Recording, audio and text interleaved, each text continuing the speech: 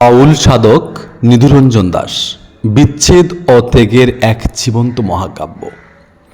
হাওর বাওর, নদী নালা আর প্রকৃতির অপরূপ সৌন্দর্যে ঘেরা আমাদের এই সুনামগঞ্জ।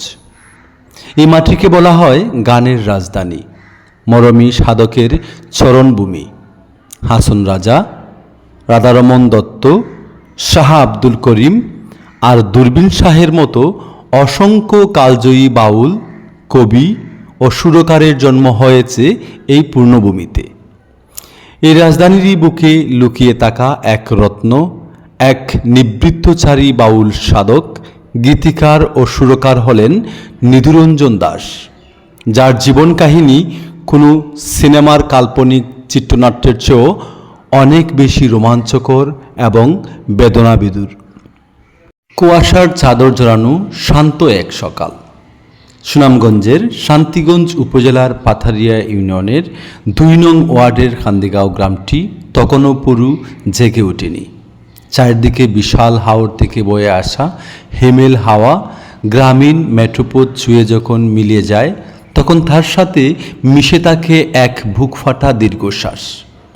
এই গ্রামেরই মাটির গন্ধের সাথে বাতাসের কান্নার সাথে মিশে আছে এক বিষাদ সিন্ধু সুর, আর সেই সুরের একাকী নাবিক হলেন নিধুরঞ্জন দাস। ওনার জীবনের শেকড় পোতা ছিল পার্শ্ববর্তী নাগেরগাঁও গ্রামে। সেখানে বাবা লীলমণি দাস এবং মাতা হেমলতা দাসের অভাবের সংসারে জন্ম নেন নিধুরঞ্জন।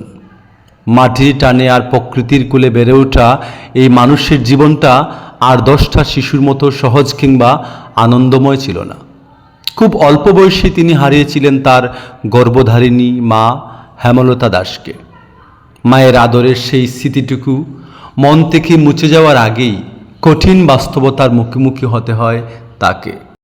আমার জীবন অতি দুঃখে, অতি কষ্টে।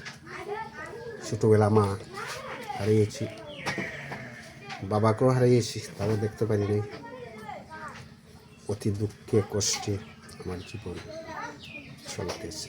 ছোটোবেলা হইতে আমার জীবন দুঃখে কষ্টে চলতেছে, এখন পর্যন্ত আমার দুঃখই আছে। আর কতদিন যে আমার কপালে দুঃখ আছে তাও আমি জানি না, ঈশ্বর জানে। আমি আপনাদের আশীর্বাদ চাই, আমি আপনাদের দোয়া চাই। আমার জীবনে কোনো সংসারই করি নাই, কোনো ছেলে সন্তান বাচ্চা কাচ্চাও আমার নেই, শুধু আমি একা। এই পৃথিবীর লোক একমাত্র ঈশ্বর ছাড়া দ্বিতীয়তে আমার আর এই যে দিবক পাল, সে আমার স্নেহের নাতি। সুমন পাল আমার আদরের একটি বাতিলা। ওদের আশা আমাকে নিয়ে অনেক কিছু। তাদের আশা ঠাকুর পুরাইবেন কি না তাও আমি জানি না। আমি শুধু আপনাদের দোয়া চাই, আশীর্বাদ চাই। তারা যে আশা করছেন তারা আশা ঠাকুর পূর্ণ করুন। আর আমার জীবনে কি আছে, কি যাবে, কি থাকবে তা নিয়ে আমি চিন্তা করি না। আমার জন্য একমাত্র ঈশ্বরের তপস্যা আমি করতেছি। ঈশ্বরের প্রতি আমি এই আশায় আমি আছি। শৈশবেই জীবন যুদ্ধের কঠিন প্রয়োজনে, পেটের তাগিদে আর এক বুক অনিশ্চয়তা নিয়ে পিতার হাত ধরে তিনি চলে আসেন এই কান্দিগাঁও গ্রামে। সেই থেকে এই গ্রামই তার আপন ঠিকানা। তবে নিয়তি তাকে এই নতুন ঠিকানাতেও সুখের মুখ দেখতে দেননি। একের পর এক জ্বর এসে লণ্ডভণ্ড করে দিতে থাকে তার সাজানো জীবন। মাতৃহীন নিধুরঞ্জন যখন বাবা লীলমণি দাসের স্নেহের ছায়া একটু একটু করে বড় হচ্ছিলেন, জীবনের কতগুলো যখন সবেমাত্র শুকাতে শুরু করেছে, ঠিক তখনই তার জীবনে নেমে আসে এক ঘোর অন্ধকার অমাবস্যা। গ্রামের এক কুচক্রি মহলের অন্যায়, ঈর্ষা আর এক মিথ্যা মামলার বলি হতে হয় এই নিরীহ সরল তরুণকে। কোনো অপরাধ না করেই ভাগ্যের এক নির্মম পরিহাসে তাকে বন্দী করা হয় কারাগারের অন্ধকার কুঠুরিতে। লোহার বাড়ির শিকের পেছনে যখন তিনি দিন রাতের হিসাব ভুলে মুক্তির প্রহর গুনছিলেন, ঠিক তখনই বাইরের পৃথিবী থেকে উড়ে আসে এক মর্মান্তিক বজ্রপাত। খবর আসে তার একমাত্র আশ্রয় তার পরম ভরসার দেয়াল তার বাবা লীলমণি দাস আর নেই। কারাগারের 4 দেয়ালে বন্দি থাকার কারণে নিজের জন্মদাতাকে শেষবারের মতো ছুঁয়ে দেখার, তার মুখের দিকে তাকিয়ে একটু কাঁদবার কিংবা তার শেষকৃত্যে অংশ নেয়ার ন্যূনতম সুযোগটুকু কেড়ে নিয়েছিল নিষ্ঠুর সমাজ আর আইন। নিজের বাবার মরদেহের পাশে বসে একটু বুক হালকা করার ভাগ্য হয়নি তার। জেলের সেই স্যাঁতসেঁতে মেজেই সেই দিন চিনেছিল এই তরুণের চোখের জলের মূল্য। বুকের ভেতর জমে থাকা এই পাহাড় সম দুঃখ, সমাজের প্রতি তীব্র অভিমান আর আজন্ম একাকিত্ব যখন দেয়ালে পিঠ ঠেকিয়ে দেয়, তখনই মানুষের ভেতরে আসল মরমী রূপটি জেগে ওঠে। নিধুরঞ্জন দাসের ক্ষেত্রেও তাই হয়েছিল। কারাগারের সেই নিস্তব্ধ অন্ধকারকে তিনি কোনো অভিশাপ হিসেবে নেননি, বরং সেটাকেই বানিয়ে নিলেন নিজের সুরের উপাসনালয়। আর সেই বুক ফাটা হাহাকার আর বাবার বিরহ থেকেই জন্ম নিল ওনার জীবনের প্রথম অবিনশ্বর সৃষ্টি, ওনার গানের জীবনের মূল শুরু। আমায় ভিখারি বানাইলা বা দয়াল খাঙালি বানাইলা। বাবার মরদেহের পাশে বসতে না পারার সেই আজন্ম কতকে বুকে চেপে পাথরের দেয়ালে হাত রেখে তিনি লিখে উঠেছিলেন এই গান। সেই যে কারাগারের অন্ধকারের সুরের প্রদীপ জ্বেলে উঠেছিল, আজ অবধি তা আর নেবেনি। জীবনের গত কয়েক দশকে তিনি নিভৃতে বসে প্রায় 400 থেকে 500 গান লিখেছেন। তার গানে ডায়েরিতে বিচ্ছেদ, মন শিক্ষা, দেহতত্ত্ব, বাউল তত্ত্ব ও সমসাময়িক চেতনার এক অপূর্ব মিশ্রণ রয়েছে।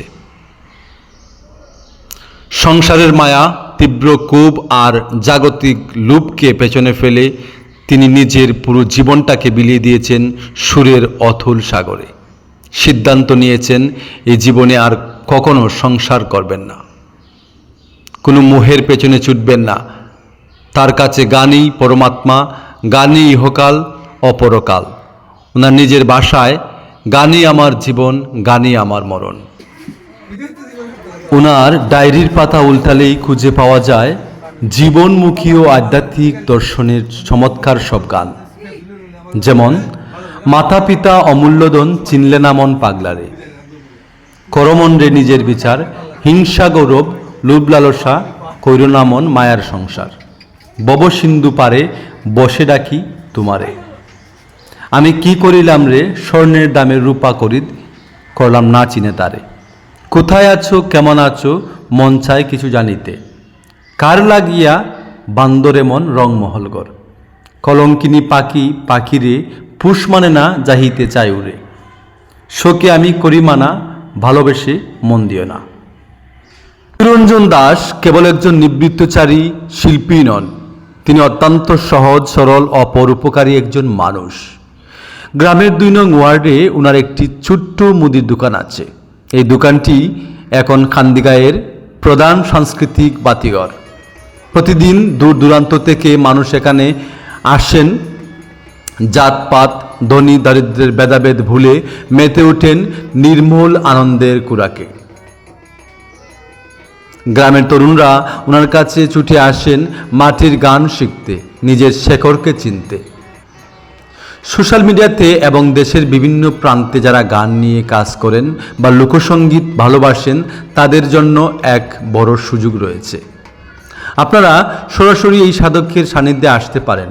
ওনার দোকানে এসে ওনার কাছ থেকে সরাসরি ডায়েরি থেকে গান সংগ্রহ করতে পারেন এবং মাটির এই অমূল্য সৃষ্টিকে বিশ্ব দরবারে ছড়িয়ে দিতে পারেন। এত কষ্ট করে চোখের জলে বুক ভাসিয়ে তিনি যে গানগুলো লিখেছেন তা যেন কালের গর্বে হারিয়ে না যায়। ওনার গানগুলো যেন সবার কণ্ঠে কণ্ঠে ধ্বনিত হয়, এটাই আমাদের মূল প্রত্যাশা।